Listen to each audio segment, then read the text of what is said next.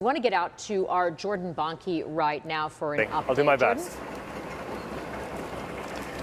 Hey guys, so what we were able to just hear from was a firefighter talking about this water pressure situation in the area. And again, what they were trying to explain is that sometimes they have to cut off some of the fire hydrants because some of those fire hydrants may be dry, and they're trying to make sure that they can get as much water pressure as possible to the ones that are fighting this blaze right now.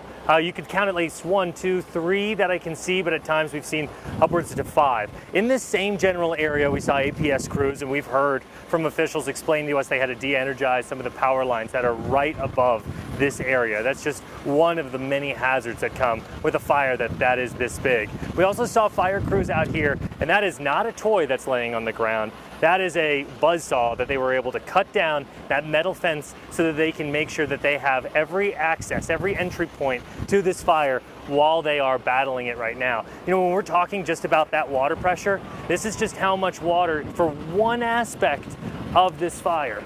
You know, sometimes they'll come up to this and they explain that these things could be dried out. That's obviously not the case here, but in this general vicinity, we've seen some hoses that were deflated. One other thing that is kind of the spirit of the valley, and it's something I really like, over here, that gentleman right now just got called by his wife and said, hey, there's a really big fire in the area. And these firefighters are able to cool off. That's their cooler. That's their cooler here. So you just got home, right? Yes. When your wife called you and she explained to you what was going on, what was running through your mind? Oh, it was crazy. It was crazy. I got so worried. I was so worried, and I told her, you need to go home, get home, and make sure everything is safe, everything is right. And that's what I care about more about. Then I thought that she was out and my kids were inside, so I got kind of worried. So I told her, get home right away and make sure everything, my kids are safe. What's your feeling? And obviously you brought this cooler out for these fine firefighters here, but what's your feeling and why it's important for you to do something like this, knowing that they were able to keep your house and your family safe? I was talking to them that I work on construction. I work outside all day. Yeah.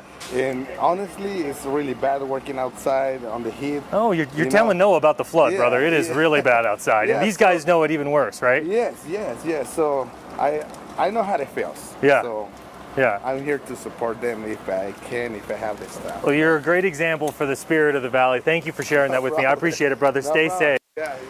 I love sharing a story like that, just somebody helping out. When we mention how heavy this gear is, they're just carrying around 50 pounds of stuff on their shoulders and on their pants and on their backs while they're battling this blaze that's out here. There's one other thing I want to show you, just how big the scene is. Over in this direction, you see another fire hydrant deep. That's 31st Avenue over there. Where we are is 30th Drive in Sherman.